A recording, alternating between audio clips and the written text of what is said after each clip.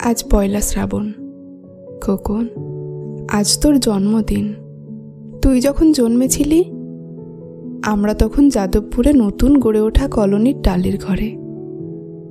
তোর school master বাবা সেই হ্যারিকেনের আলো জ্বলা ঘরেই আনন্দে আর খুশিতে ঝলমলে হয়ে উঠেছিলেন। তুই আসার পর তোর নাম রেখেছিলেন সুকল্যাণ। মানুষটার মনটা ছিল শিশুর মতন, অভাবে অনটনে বেঁচে থাকার নানা দুর্বিপাকেও ভেঙে পড়তেন না কখনো।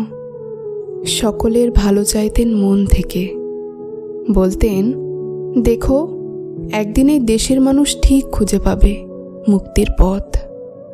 শোষণ থেকে মুক্তি, দারিদ্র্য থেকে মুক্তি, অশিক্ষা থেকে মুক্তি। আজ পয়লা শ্রাবণ। খোকন, আজ তোর জন্মদিন। ছোটবেলায় তোর মনে আছে আমাদের ভাঙা মেঝেতে বাক্স থেকে বার করা মেজমাসির হাতে তৈরি আসনটা পেতে দিতাম। সামনে রাখতাম ঠাকুরের আসনের প্রদীপখানা। তুই বসতিস বাবু হয়ে চুপটি করে। তোকে আমরা একে একে ধান দুব্য মাথায় দিয়ে আশীর্বাদ করতাম। বাবা বলতেন, বড় হও, মানুষ হও। তোর বাবার সেই বন্ধু ঘোষ কাকা, তিনি বলতেন, বেঁচে পড়তে থাকো। তুই জিজ্ঞেস করতিস, মা, বড়তে মানে কি মা? আমি শুধু তোর মাথায় ধান দুব্বই দিতাম, বলতাম না কিছুই। শুধু মনে মনে বলতাম, ঠাকুর, আমার খোকনকে মস্ত বড় মানুষ করে তোলো। আমার খোকন যেন সত্যিই মানুষ হয়, ওর যেন কখনো কোনো বিপদ না হয় ঠাকুর। অভাবের সংসারে ওই একটা দিন পয়লা শ্রাবণ, কষ্টের পয়সায় একটু বাড়তি দুধ নিতাম, পায়েস রান্না করে দিতাম তোকে। তুই খুব ভালোবাসতিস পায়েস খেতে।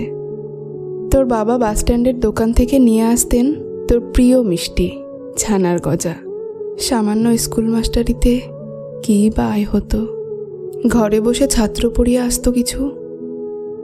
দাও দাও অভাবের আগুনে সে রসদ পুড়তে সময় লাগতো না।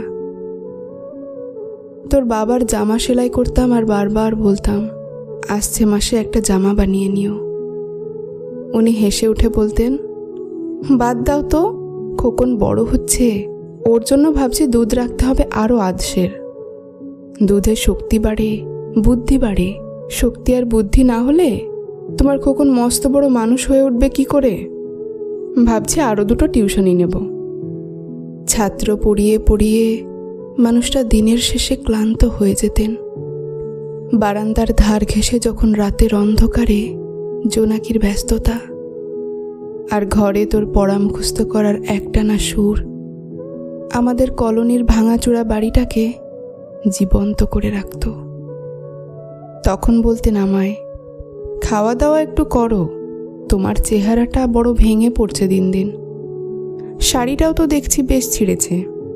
কালই আমি ফেরার পথে একটা শাড়ি নিয়ে আসবো, ধারেই আনবো। আমি বলতাম, ধুর, সামনে খোকনের উঁচু ক্লাস, কত বইপত্তর কিনতে হবে, কত খরচ। উনি দীর্ঘশ্বাস ফেলে চুপ করে যেতেন।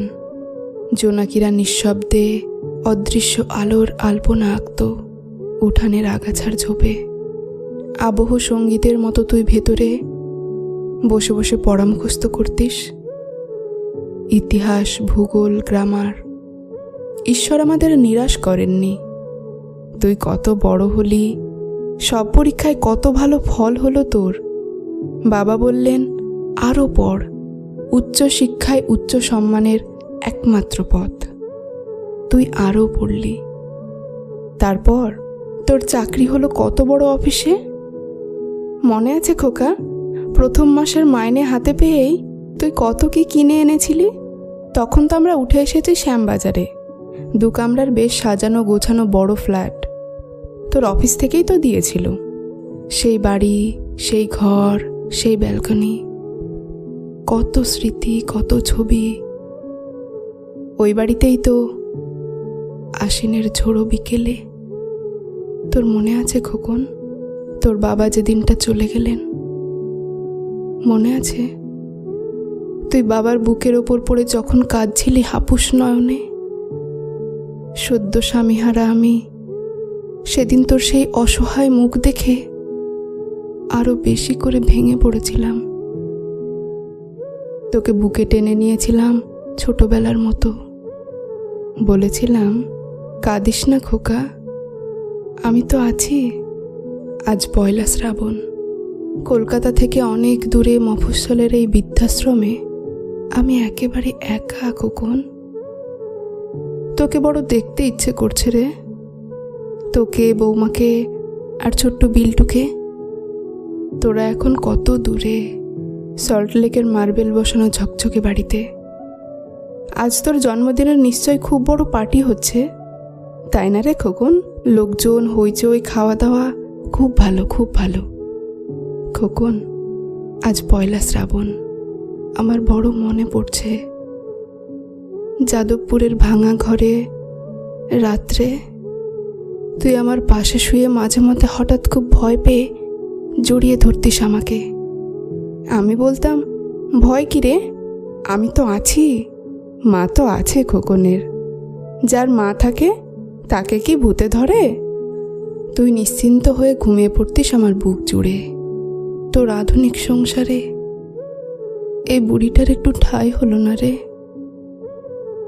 প্রতিমাও তো মা, ওরও তো আছে আমার খোকনেরই মতো কোল আলো করা এক চাঁদের টুকরো। কিন্তু সময়ের কি আশ্চর্য পরিবর্তন। খোকন, তুই বোধহয় এখন আর পায়েস খাস না, তাই না রে? তুই জানিস না খোকন, আজ আমি সকালে পায়েস রান্না করেছি। হ্যাঁ, তোরই পাঠানো টাকায়।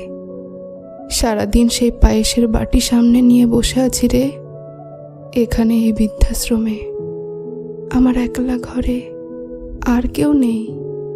তুই একবার আসবি খোকন, একবার, শুধু একবার।